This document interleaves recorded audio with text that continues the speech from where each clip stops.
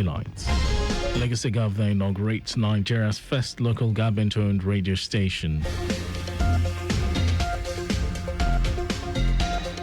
Ekiti Ondo doctors reject federal government's new allowance policy. And the Florentine wildfires force evacuations near Madrid as civil guard leads response. And in sports, American rap icon Snoop Dogg joins Swansea City as co-owner in surprise football move. And now the details. I am Mike James. Lagos State Governor Babajide Sanwo-Olu has inaugurated Nigeria's first local government-owned radio station, Shokon 106.7 FM, operated by the Mushin local government. The governor, who was represented by his deputy Obafemi Hamzat, officially launched the station at an event in Mushin, where several other legacy projects were also unveiled by the council chairman, Emmanuel Bamigboye. Governor Sanwo-Olu praised the initiative as a model for other local government, saying the new radio station and other projects reflect true commitment to grassroots development. Chairman of Mushin Local Government, Emmanuel Bamigboye, urged Mushin residents to take ownership of the new projects, emphasizing that public infrastructure succeeds when citizens protect and use it responsibly.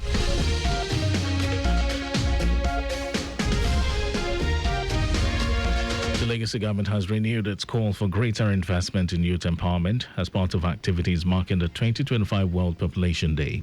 The event, hosted by the Ministry of Economic Planning and Budget at the Lagos Chamber of Commerce and Industry in Alausa, Ikeja, was held under this year's global theme, Empowering Young People to Create the Families They Want in a Fair and Hopeful World. Permanent Secretary Olayin Kauju, who was represented by a director in the ministry, Mobulaji Onimole, described young people as key drivers of innovation and national growth. She commended Governor Sanwo-Olu's expansion of the Themes Plus agenda, which now includes youth inclusion and gender equality.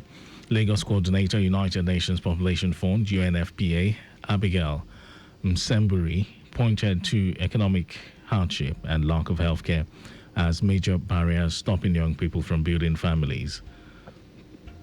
On his part, the State Director of the National Population Commission, Bamidele Sadiku, urged youth to pair academic learning with practical skills to boost employability.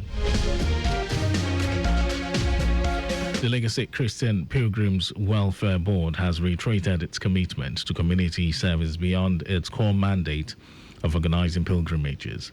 Speaking during the live program on Lagos Television, the board secretary, Bolabo Okudero, said the board has sustained its monthly intervention exercises as part of its corporate social responsibility. Dr. Okudero explained that the initiative provides financial support to individuals in need, describing it as the board's way of stretching out arms of love to make a positive impact in the society. In one of its recent interventions in Ikorodu, a resident, Raphael Abiodun, received a cash donation to support his health challenges. The board secretary assured that the Christian Pilgrims Welfare Board remains dedicated to promoting the welfare of Lagosians through consistent outreach and support. And now to the rest of the stories. Medical doctors in Ekiti and Ondo states have rejected a recent circular by the federal government reviewing allowances for health workers, describing the move as obnoxious and a violation of existing agreements. The chapters of the Nigerian Medical Association, NMA, in both states said they would resist the policy, warning that failure to withdraw the circular within the 21-day ultimatum issued by the national body could trigger a nationwide strike. The controversial circular, issued on June 27, 2025, by the National Salary, Income and Wages Commission, reportedly outlined an upward review of allowances for health workers. Meanwhile, the NMA argued that the policy distorts previously agreed salary relativity between doctors and other health professionals. They also raised concerns about the worsening brain drain, poor remuneration and increased workload in Nigeria's healthcare sector. The NMA said it was closely monitoring the situation and will not hesitate to take further action if the circular is not withdrawn.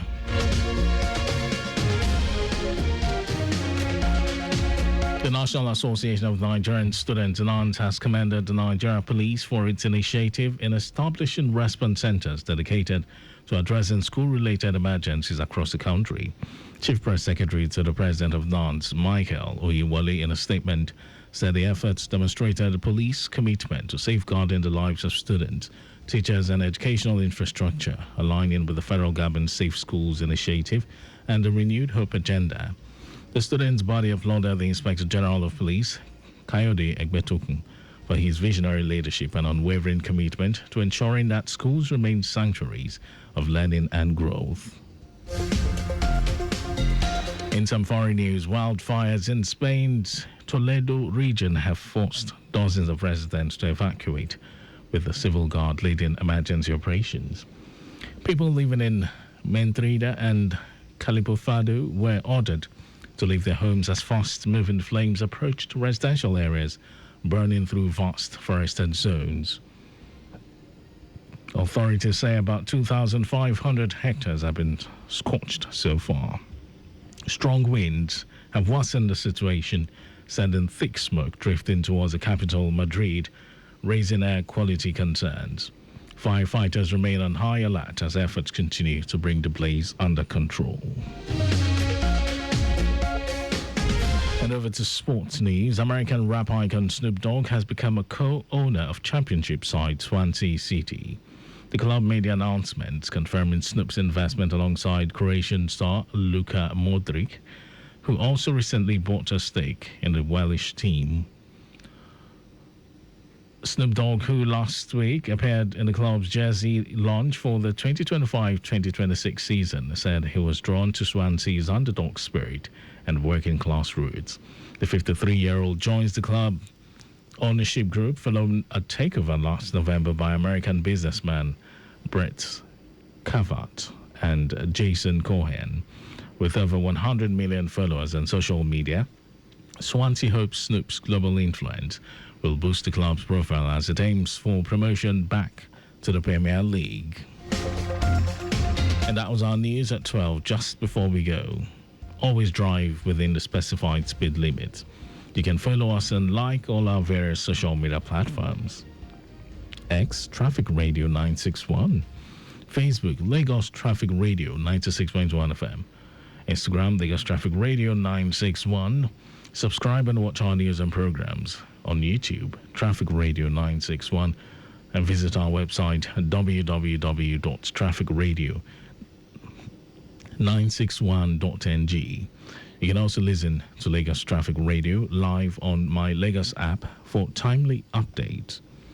And did you know that the Sanwo-Olu administration strengthened alliance with 200 representatives from various women-focused NGOs in the state as part of efforts to alleviate the economic plight of women residents in the state?